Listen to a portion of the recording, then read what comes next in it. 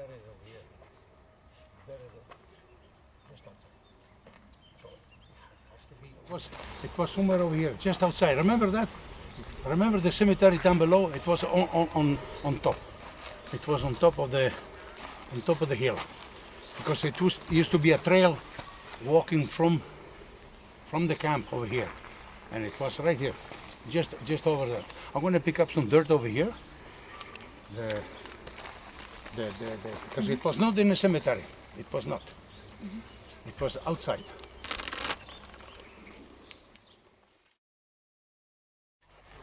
We used to walk from the camp.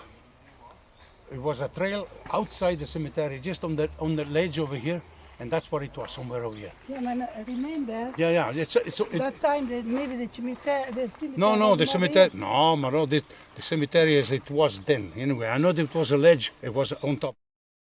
So maybe I can climb up and get some of the dirt over there. So it is over here. It is right here on this ledge over here. I'm going to pick up some dirt over here, which is the closest one to the where we buried him. See, we buried him on top, like, you know. Bench. Yes. Because it was a trail to walk. Okay. It was. We came from there and we buried it right here at the edge. It's just behind over here. That's where we buried him. You can see a bench over there. Yes. Yeah. We can go outside, and there is a way. Yeah, we can pass over there. Yeah. Yeah. Wait a minute.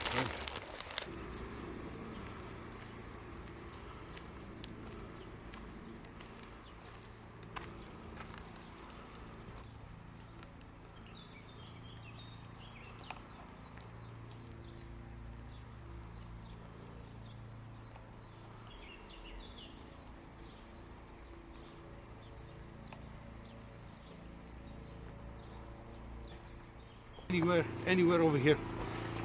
Anywhere over here before going up. It was a flash spot. Anywhere over here. Could be anywhere over here. Yeah, could be anywhere over here, because remember, you're coming there slowly over here, and then that going up there. I don't remember that.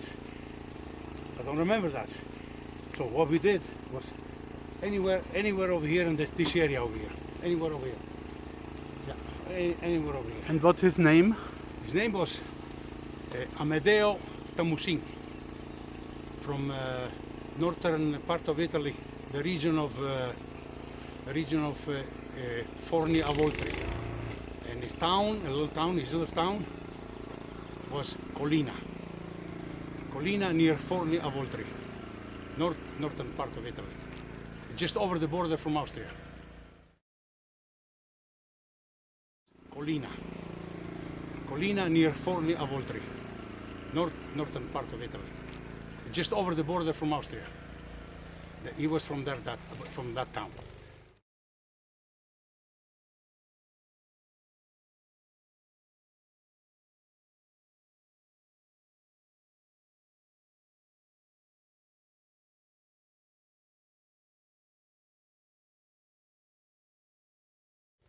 I'm going to collect some dirt for the family, so that they can have some earth from where their brother was buried in 1945, the 30th of March.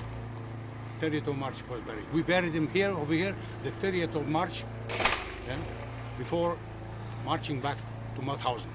So that was the last day of the stay in St. Aegyd. He died of pneumonia, and we buried him, and the next day we went back to Mauthausen. Up to over here, before climbing up that hill over there. I remember it could be anywhere here, maybe in the next 10-15 meters over here about, but it was on the inside of the hill, not on the outside, on the inside. We came from the camp. We were four of us. No, three actually. No, four. It was one Polish, and I remember the guy that came with us was a doctor from Yugoslavia. He was a Serbian doctor, Pavle actually, because it's from Montenegro. Pavle Popovic. He was the doctor with us. The other guy, you know what I mean, was a Polish, one of the Polish prisoners, and this Italian Romanin Cesare, which was the friend of this guy from back home. Romanin Cesare was with us when we buried. I think he's still alive, Romanin Cesare, and myself. So actually it was doctor, this Polish fella, Romanin Cesare, and myself. That we carried him wrapped in a canvas. Wrapped in a canvas, like mummies, like, you know what I mean? Wrapped in a canvas. And actually, that we had a fight over here. We had a fight with the Polak, with the Polish. And you know why? Because when we laid them down on the ground, I'm not joking, I'm not making up this story, eh? I'm not making it up, this is true. When we laid them on the ground, and we were ready to lower him down into the grave, you know what the guy did? With his foot, pushed him down in a grave, like if it would be a bag of dirt or anything. He just pushed him like this, you know, boom, and he fell down. So we start fighting with the guy. He said, yeah, he's dead, it doesn't make any difference. Yeah, he's dead, because he's dead doesn't mean you insult him, like, you know. So yeah, he pushed him with his foot down, and, you know, clock, it fell in. So Romanin Cesare and myself, you know, we start fighting with the guy. And Dr. Popovich, you know what I mean, was with us. He stopped the fight, otherwise the guard that came with us, you know, probably would thought that he would want to escape or something like this. So he said, stop, we're going to get shot by the guard, you know. So he stopped the fight between us because of this guy that was with us, kicked him in, and he fell in the grave, face down. So we had to go down, turn him around, like, you know, and then filling the grave with dirt. That's how the story was, you see? And it was somewhere right here. Was it a deep grave? Not very deep, maybe 1.5 meters or something. It wasn't very deep. It was not the 6 feet, not 2 meters, was not 2 meters deep. No. It wasn't not that deep, but still deep enough. And the guy just went, okay, we laid them down, kicked them down like this, you know, we almost killed them. Have you dug the grave? Or did No, somebody else the grave was before? already dug. It was already When we dug. came over here, the grave was already dug. This means another gang did it. We just came over, buried, you know what I mean? And the next, we walked back to camp, you know what I mean? And then next day we were marched to Mauthausen back again, like, you know. It was Easter Sunday. They give us one loaf of bread, and this gonna last you until you get to Mauthausen. Believe me, that loaf of bread, an hour later was gone, like, you know. Everybody was so hungry, and you had to eat fast, because if you had left something, they would steal it from you, the other prisoner. You see what I mean? So you couldn't hide or anything. I mean, being only 14 years old, was a young kid, like, you know. So the other guys were a little bit stronger and bigger, even though I was tall as now, but I was skinny. But if, you know, there are some guys, they would grab the food from you, take it, you know what I mean, and what can you do? You even give you a slap in the face. So that's what we ate fast, like, you know, so the loaf of bread didn't last too long. So the only food we had was on our way to Mauthausen. We stopped in St. Polten or somewhere like this, and we were in the jail, city jail for criminal, ordinary city jail. No prisoner camp. It was a city jail, ordinary jail. We were kind of put in there for the night, waiting to go back, you know. And they gave us food, you know what I mean. That was the best food I ever had, you know what I mean, in a long time.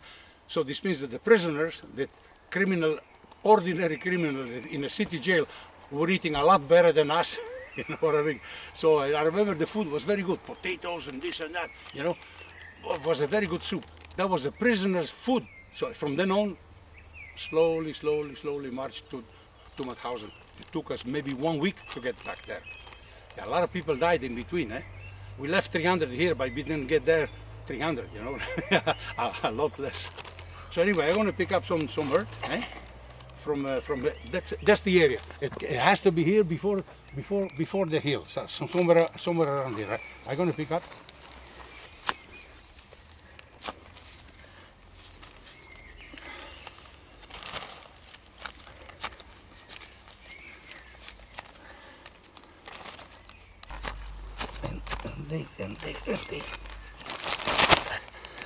This I'm going to give to the family of this guy. He was the oldest brother, like, you know, and all the family lives still there in Collina, near Forni Avoltri.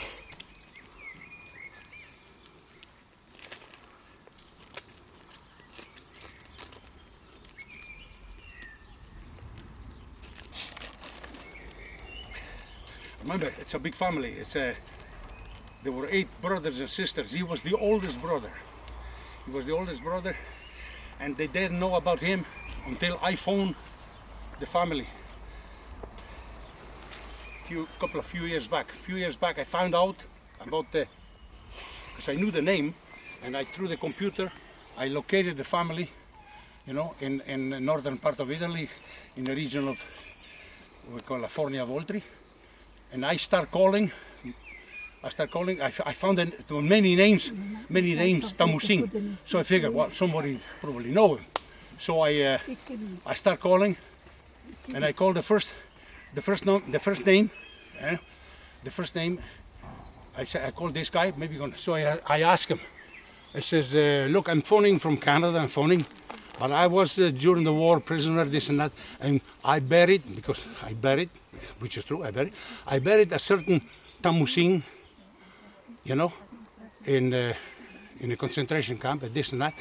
And I would like to know if you people know about him. Maybe you know him from the village. Maybe he was from the village. And the guy says, he didn't answer. Look at the phone. He said, maybe the phone went dead. He said, yes. And the guy was, oh yeah. And they say, yes, I'm here. But do you know this guy that lived in Collina for? Yeah, he says, it's my brother that disappeared in 1944. So that's the first time they found out what happened to the brother, where he was, this and that. And then, of course, I got from Christian the name and this and that, you know, the documentation that he located from that, and I brought to them, like, you know, 3 years ago. But now I'm going back again, because on the way to Italy, so he's the one that located all the information from Aegyd, yeah, very much in detail, like, you know, and all the paper that I brought them to them, when he died or what he died and this and that, and all the other prisoners too, all the name of the other prisoners. So very good job, like, you know. So they're happy that they know what happened to him, this and that. But now on my way back to him, I'm going down to Tarvisio, and a little bit down, make a right turn, and go back to Collina today, and I'm going to bring something that is physical, you know what I mean, related to his brother, to their brother dead.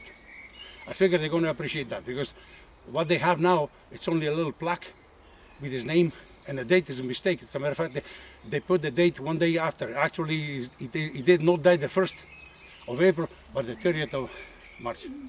Maybe they're going to correct that, whatever. But this, I'm going to give to the family, and they can put it in the cemetery near his plaque, so that it is something physical, you know, to their brother, we say, disappearance and death, like, you know. So that's what it is. Okay. Thank you very much.